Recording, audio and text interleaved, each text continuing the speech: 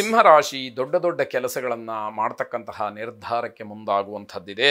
ಸಾಮಾಜಿಕವಾದಂತಹ ಜವಾಬ್ದಾರಿ ಹೆಚ್ಚಾಗುತ್ತೆ. ಸಮಾಜಮುಖಿಯಾದಂತಹ ಕೆಲಸ, ನಿಮ್ಮ ನಾಯಕತ್ವ, ಜನ ನಿಮ್ಮನ್ನು ಆಶ್ರಯ ಮಾಡಿ ಮಾಡ್ತಕ್ಕಂತಹ ಕೆಲಸ, ಸಾರ್ವಜನಿಕ ಸ್ಥಳದಲ್ಲಿ ನೀವು ಮಾಡಬೇಕಾದಂತಹ ಕೆಲಸ, ಇವೆಲ್ಲವೂ ಕೂಡ ನಿಮ್ಮ ಪಾಲಿಗೆ ಗುರುತರವಾದಂತಹ ಜವಾಬ್ದಾರಿಯನ್ನು ಹೆಚ್ಚು ಮಾಡ್ತಕ್ಕಂಥದ್ದು. ಬೆಲೆ ಬಾಳತಕ್ಕಂತಹ ವಸ್ತುವಿನ ಖರೀದಿ ಮಾಡೋದಕ್ಕೆ ಮನಸ್ಸನ್ನು ಮಾಡ್ತೀರಿ. ಅದೆಲ್ಲ ಅವರವರ ಯೋಗ್ಯತಾನುಸಾರವಾಗಿ ನಡೆಯುತ್ತೆ ಅನ್ನುವಂಥದ್ದನ್ನು ಗಮನಿಸಬೇಕು. ಮಕ್ಕಳ ಬಗ್ಗೆ ಹೆಚ್ಚು ಗಮನವನ್ನು ಹರಿಸಿ ಕುಟುಂಬ ಸದಸ್ಯರ ಆಸೆಗಳನ್ನು ಪೂರೈಸ್ತಕ್ಕಂಥದ್ದು. ಯಾವತ್ತೋ ಯಾವುದೋ ಆತುರದಲ್ಲೋ ಅಥವಾ ಇನ್ಯಾವುದೋ ಸಂದರ್ಭದಲ್ಲಿ ಕುಟುಂಬದ ಸದಸ್ಯರಿಗೆ ಮಾತನ್ನು ಕೊಟ್ಟಿರ್ತೀರಿ, ಭರವಸೆಯನ್ನು ಕೊಟ್ಟಿರ್ತೀರಿ, ಆದರೆ ಅದನ್ನು ಉಳಿಸ್ಕೊಳ್ಳೋದು ಕಷ್ಟ ಆಗಿರುತ್ತೆ. ಇವತ್ತು ಅದನ್ನು ಈಡೇರಿಸೋದಕ್ಕೆ ಸಮಯ ಬಂದಿದೆ ಅಂತ ಅರ್ಥ. ಕಾರ್ಯಕ್ಷೇತ್ರದಲ್ಲಿ ಒಳ್ಳೆಯ ವಾತಾವರಣ ಇರುತ್ತೆ.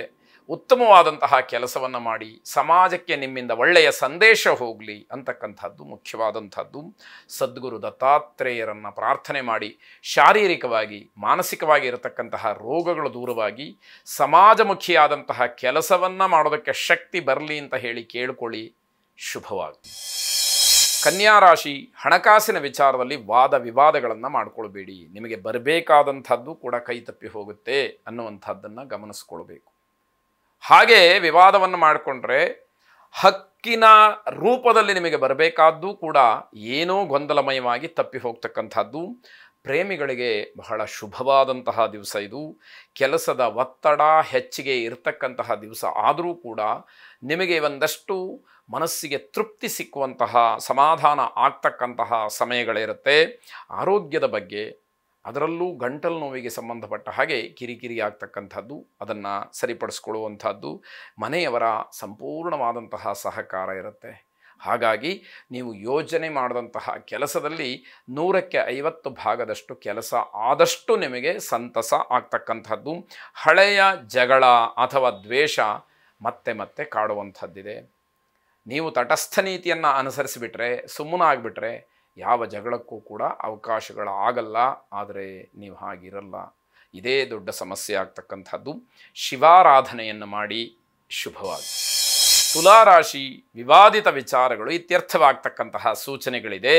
ಹಾಗಾಗಿ ಆ ವಿಷಯಗಳಲ್ಲಿ ಸರಿಯಾದಂತಹ ಮಾಹಿತಿಯನ್ನು, ಕಾನೂನಾತ್ಮಕವಾದಂತಹ ವಿಚಾರಗಳನ್ನು ತಿಳಿದು ಪ್ರಯತ್ನವನ್ನು ಮಾಡಿ. ಯಶಸ್ಸು ನಿಮ್ಮದಾಗಲಿ.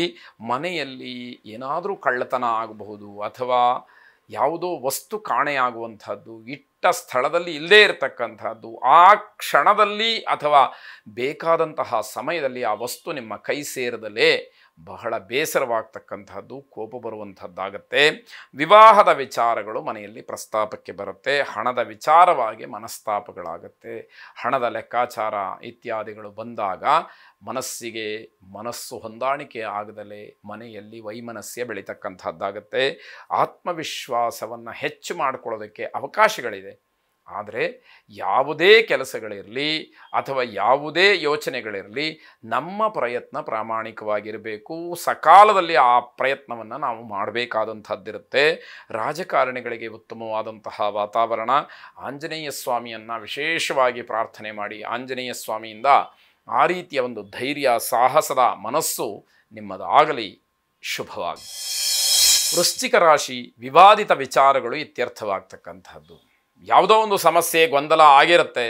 ಹಿಂದೆ ಯಾವತ್ತೋ ಏನೋ ಆಡಿದಂತಹ ಮಾತಿನಿಂದ ಅಥವಾ ವ್ಯವಹಾರದಿಂದ. ಆದರೆ ಇವತ್ತು ಅದಕ್ಕೆ ಉತ್ತಮವಾದಂತಹ ತಿರಿವು, ಪರಿವರ್ತನೆ ಆಗಿ ನಿಮಗೆ ಶುಭವನ್ನು ಸೂಚಿಸ್ತಕ್ಕಂಥದ್ದು. ಆದರೆ ಯಾರ ಜೊತೆಯಲ್ಲೂ ಕೂಡ ಜಗಳವನ್ನು ಮಾಡಿಕೊಳ್ಬೇಡಿ. ಇವತ್ತು ಮಾಡ್ತಕ್ಕಂತಹ ಜಗಳ ದ್ವೇಷವಾಗಿ ಪರಿಣಮಿಸುತ್ತೆ.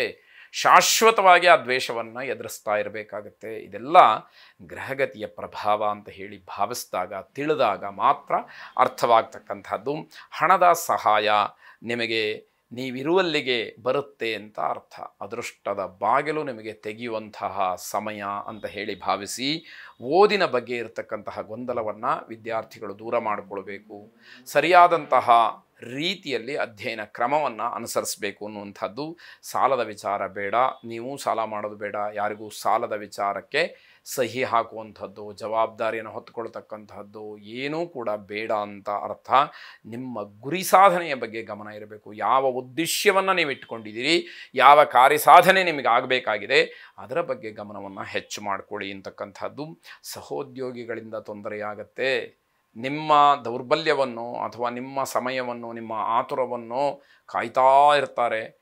ನಿಮಗೆ ಕೆಟ್ಟದನ್ನು ಮಾಡಿ ಅವರು ಸಂತೋಷವನ್ನು ಪಡ್ತಾರೆ ಅಂತಕ್ಕಂಥದ್ದು. ಸರಸ್ವತೀ ದೇವಿಯನ್ನು ಪ್ರಾರ್ಥನೆ ಮಾಡಿ, ವಿದ್ಯಾ ಪ್ರತಿಬಂಧಕವಾದಂತಹ ದೋಷಗಳು ಏನೇ ಇದ್ದರೂ ಕೂಡ ವಿದ್ಯಾರ್ಥಿಗಳಿಗೆ ಅದರಿಂದ ಮುಕ್ತಿ ಸಿಕ್ಕಲಿ, ವಿದ್ಯಾ ಕ್ಷೇತ್ರದಲ್ಲಿ ಅನುಕೂಲವಾಗಲಿ, ಶುಭವಾಗಲಿ.